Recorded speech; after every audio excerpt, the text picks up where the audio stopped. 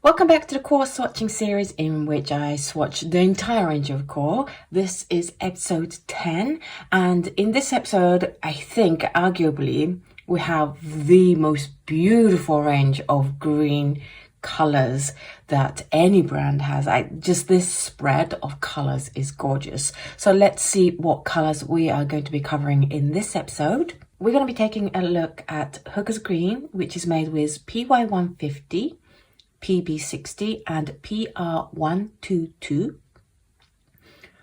Sap Green, made with PG36, PR101 and PY150. Teravert, made with PG23. Chromium Oxide Green, PG17. Olive Green, PR101, PY184 and PG70. Bohemian Green has PBK7, PG7, PR101 and PY42. And then finally we have Green Gold made with PY129. First up, we have this beautiful Hooker's Green, and in the last episode I told you guys that I'm so excited to show you guys this. Yes, we did cover this in the Closer Color Showdown when we covered Hooker's Green not so long ago, but it's just such a beautiful color that I think it deserves a second look. It's a little bit different from other brands of Hooker's Green. I would say if you think in terms of more like a perylene green, you get a better idea of the hue of this color rather than a Hooker's Green. To me, Hooker's Green's a little bit lighter, a little bit more green. This is a deep, dark, really nice, rich green. And so in the mass tone, you have almost like a good quality noddy seaweed sheets is this color, and it's just such a fabulous color, especially from here onwards. It fades into these really lovely shades of winter green. In terms of gradation, I can see 1, 2, 3 and then 4 rather than 5 stages, so it's going to be a little bit tricky for you to have control of it. But as I keep saying in this series, if you are using QoR, you're probably wanting to have a little bit more challenge and to let the paint do some of the work and go where it wants to go. It does suffer from a little bit of cauliflowering, so just be a little bit careful about the amount of water you have on your brush. But I mean, this gradation is just such a moody, it will be an amazing background to like a forest scene, and maybe you want to paint over this, like if you have it like this and then on a page, and then maybe you want to paint some trees and animals or buildings or whatever on top with gouache, I think would make such a beautiful painting. It is classified as semi-transparent, and I would agree with that. It is classified as staining, and I would also agree with that. Unfortunately, it's not very good at doing the glazing, certainly on the Bohemian paper. So just be careful with that when you are doing some. It lifts quite very easily. In terms of color mix, because it's such a dark, deep color, it has very high tinting strength. But the color mixes you get from it aren't the brightest because it's already got a yellow, a blue and a red, so it's a muted color to begin with, so you're never going to be able to get a brighter mix than the most muted color you're throwing in. It's like the lowest common denominator when it comes to color mixing. So the result is that you get pretty muted colors. For Hooker's Green, certainly for this Hooker's Green, I think this color is just so beautiful on its own that you might want to use this as it is rather than start mixing with other colors, and just enjoy how beautiful this color is. It is made with PY150, which is a nickel azure yellow, PB60 indanthrone blue, PR122 a quinacridone magenta. So really intense colors happening here, which creates the really rich color that this Hooker's Green has. In terms of dispersion, it went completely wild. It doesn't really have a mass tone spread. you can see where it was, but then it kind of went somewhere else. And I'm pretty sure that if you let this paint go as far as it wants, it will go very, very far, because the halos are just wanting to carry on. What's really beautiful again about this color though is because it's a blend of 3 colors, the 3 colors separate a little bit, so you get subtle changes in shade. So over here, the indanthrone coming out, it's a little bit more blue in compared to other areas, but right next to it you get this more yellowy areas where the nickel azo yellow is showing. The magenta doesn't separate out quite as much as the other 2 colors, so it's more of it's mainly green with some areas of blue and some areas of yellow. I think it's beautiful, and if you do like doing a lot of dispersion in your painting, you're gonna have so much beautiful results with this paint. Next up is Sap Green, and before I talk about Sap Green, can I just say how beautiful are these 2 colors together? It is so good. The Sap Green is somewhere between what I would expect a Sap Green to be and a Hooker's Green to be. It's a little bit more muted than other brands, so just be careful of that. If you're used to other Sap Greens, you might be slightly like, oh, what's this color? But I still think it has gorgeous colors coming through. So this has PY 150 in it, and you can really tell from about stage 2, 3 and 4 you really get that warmth of the yellow coming through. The mass tone is again a dark yellowish green, but it has a lot of warmth to it. It is pretty good at the gradation. 1, 2, 3. If I squint, I can see difference between here and here, but it's not much. And then the stage 5, the palest. So it's going to be pretty good for gradating. Just you're going to have a little bit of blur in the mid-tone here. It doesn't actually suffer too much from cauliflowering. In fact, I didn't get any cauliflowering here at all, which is great. Which means that if you're not used to your water control yet, then this is going to be a really good color for you. It is classified as transparent, and I would agree with that. It is classified as staining, and again, I would agree with that. It's reasonably good at glazing. You do see some lifting, but I think it's slightly granulating. I can definitely see some texture in the mass tone. It's not a huge amount of granulation, but you can see it here as well. So I think that fuzzes out the lifting, the line between the lifted and the non-lifted areas of paint. And it's very transparent, which means you're going to have nice crisp definition between layers that overlap.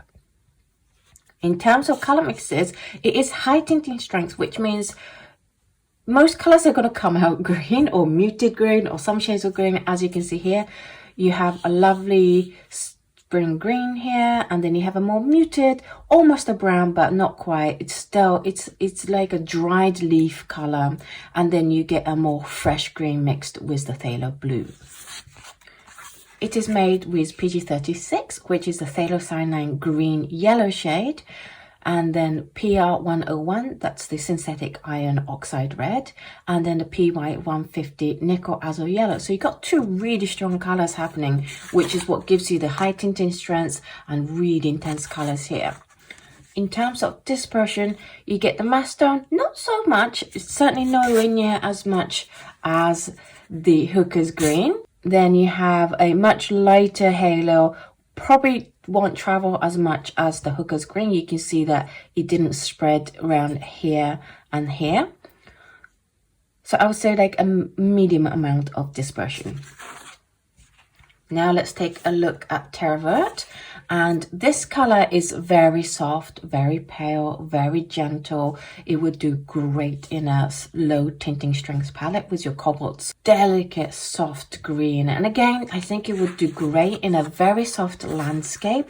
You can see that working really well for a whimsical, soft, maybe fairy tale kind of background. It is a granulating color, and you can tell the granulation the most in its mass tone. So if you want to see that granulation, keep it at that level. It gradates very softly, but I don't see many clear stages. I definitely don't see 5. I see like 1, 2 and 3. So the paint is definitely going to dictate how your gradation is going to go. However, it doesn't suffer from any color flowering, which is great because it means that you got one less thing to worry about.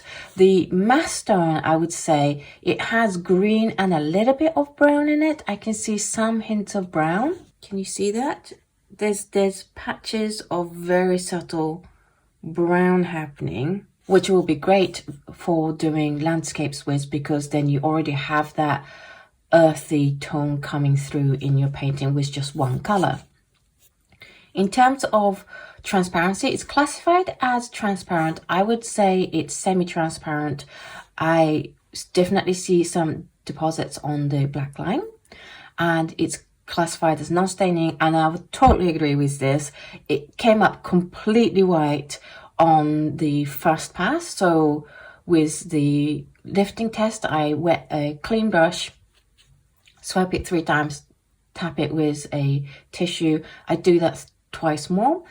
This was completely back to the paper, no paint left after the first set. So it's very easy to lift, which of course means it's going to be very bad at doing glazes with. The paint just comes up immediately. You can just see it as soon as you go over it. So if you are going to glaze with this, do it like in one stroke. Don't do like an outline and then trying to fill that in, because it's just going to get really messy. Not very surprisingly, it's very low tinting strength, to the point that these just looks like really watered down version of the main colors. It's very difficult to try to get such a low tinting strength paint work with such high tinting strength. So if you have all these bright intense colors like I have in my palette, then don't have this on your palette. Or, you know, if you want to play with this and mix colors with it, set up another palette that has a much lower tinting strength colors in, because it's just a waste of your Teravert if you're trying to mix it with your high tinting strength colors. It is made with PG23, which is green earth, which is what Teravert means in English. In terms of dispersion, it disperses very well, but you can't really see it very well. You see the mass stone kind of somewhere in here, and I definitely do see the edges where the water was tinted very lightly. And if you want to take a look, a much closer look at this and see high res scans, then I put all the test sheets up on my Patreon, which is patreon.com/Oto Kano. And just very subtly I can see. So I know it's spread quite a lot, but you're not going to see that effect very well on the paper. Next, we have the Chromium Oxide Green, and this is a huge contrast to Teravert in that this is a far more intense color. It's very intense. It's a very opaque color, so it has that little velvety, chalky feel to the mass stone, and then it granulates beautifully around here. I would say stage 2, 3, and 4, you get a lot of granulation happening, and you do get a very smooth gradation. After the second stage, there is a big jump between the mass stone and the second stage, but after that it's a very beautiful gradation, and you don't suffer from any color flowering. So you go at it, it'll be fine. It's classified as opaque, and I would totally agree with that. It is classified as non-staining, but I would say it's semi-staining, but only lightly. I couldn't get this back to white with my lifting test, so I'm going to classify it as semi-staining. Some people might say, oh no, that's fine, I'll call that non-staining. It's entirely up to you. But because it's easy to lift, it's terrible at glazing, so just be careful if you want to glaze with this.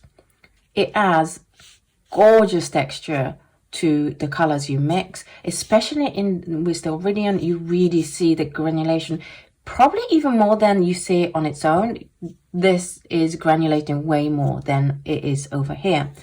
More subtle granulations here, and it does well with, I think, with high tinting strength colors.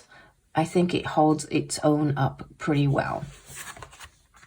It is made with PG17, which is the Chrome Oxide Green, and in terms of the dispersion, it's very similar to the cobalts that we've seen so far, and you get a very strong mass tone in the middle, and then very faint arcs of haloing happening around the edges. It's not going to travel too far though.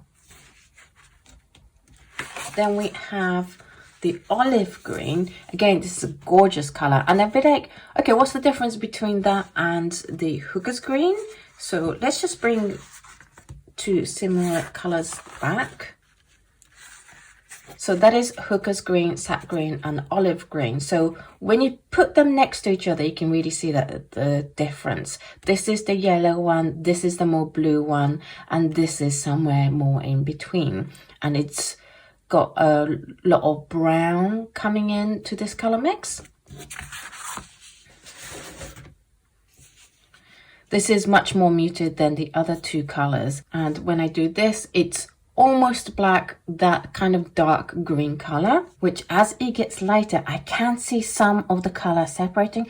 There's some, but it's very, very subtle. It then lightens even more up to this gorgeous, soft, pale, almost pastel kind of light green. It is classified as semi-opaque, and I would say it's more semi-transparent. The deposits aren't so obvious, but again, it's a little bit difficult with a dark color on a black strip to see the deposit. It's classified as a staining, and I would agree with that. I think it's a pretty semi-decent at glazing. It's not so obvious as some of the terrible ones, but also you're going to have to be quick about it and be a little bit more careful when you come to glaze.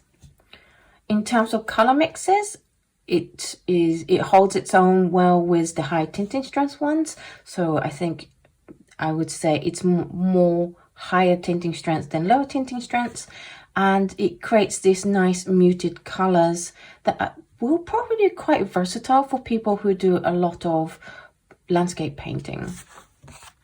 It is made with PR101, which is the synthetic iron oxide red, PY185, bismuth vanadate yellow, and then the PG7, the pseudocyanine green blue shade. And again, similar to the Hooker's green, you get the colors separating a little bit when you do a dispersion test, and you get the red coming through around here and a little bit here, and you get the green coming through more around here. I think it's a beautiful, beautiful dispersion. And if you I see aged maps in this.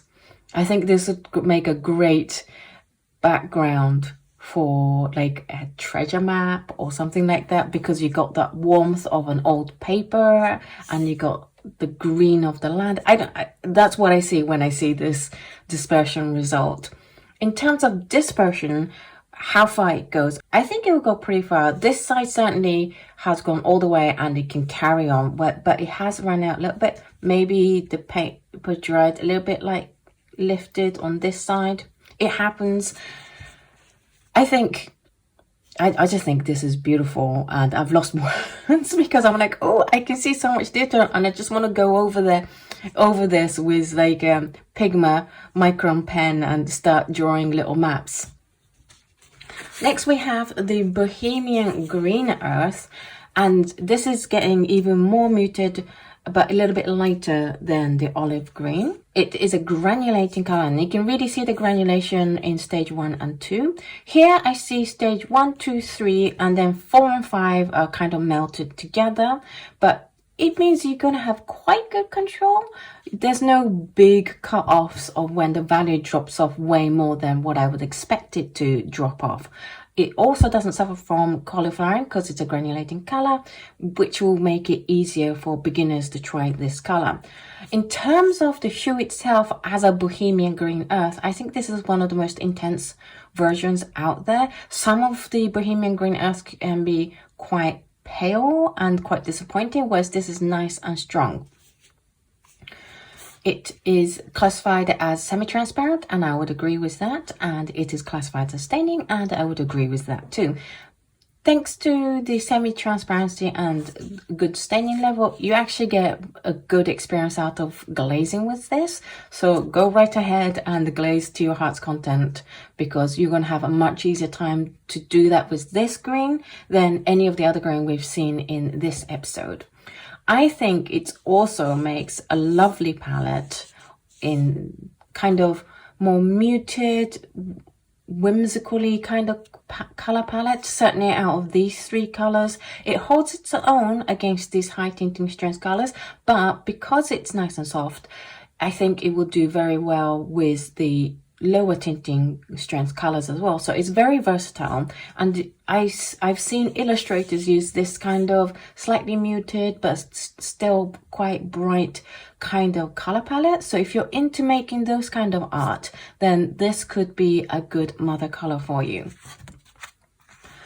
It is made with 4 pigments. It's made with PBK 7, which is the lamp black, PG7, the phthalocyanine green blue shade, PR101, synthetic iron oxide red, and the PY42, which is the yellow iron oxide. The dispersion here, you get a mass tone here, but then I think this will go pretty far out, and you get a lot of granulation happening around here. So again, this is a great one to paint loosely with and see what the paint does. You see the warmth of the synthetic iron oxide really showing here. But other than that, you don't have as strong a color separation as you have in, say, the Hooker's Green. And finally, we have the green gold. And this is an intense green gold. It's like, wow, this is a beautiful color. The mass tone is the color of dying leaves. If you then dip it in some bright neon yellow things, I think is the closest thing I can describe it to. And that yellowness really comes through in stage 2 and 3 and really shows up. Here I can definitely see 1, 2, 3, 4, 5. So you're going to have a good time if you want more control with your gradation. And I think there's a little bit of cauliflowering, but it's not too bad. For a green gold, this is not that prone to cauliflowering. So if you are looking for a green gold, but you're not that confident with your water control skills, then this might be a good option for you. It is classified as transparent, and I would agree with that. It is classified as semi-staining, and again, I would agree with that. But the thing is, the only reason why it's semi-staining is because the paper is permanently stained bright yellow.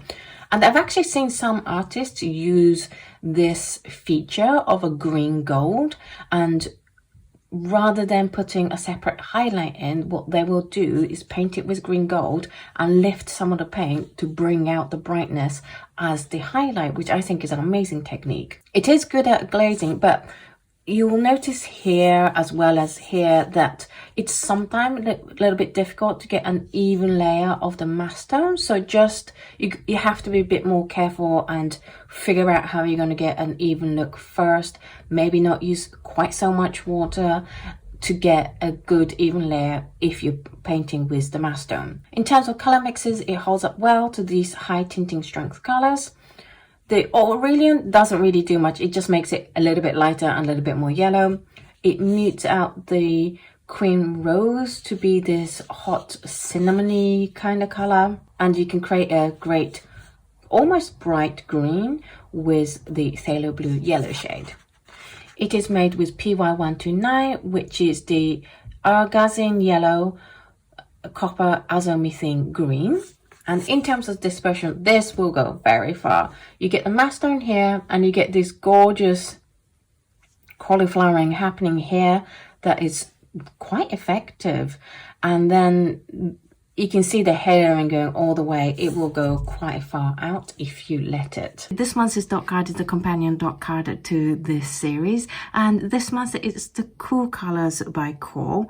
And in this version, I tried to not include colors that we've already tried, so it doesn't have colors like the Hooker's Green, which I think is one of the best cool colors QoR has, so that you guys get to test out and not double up so much on the colors.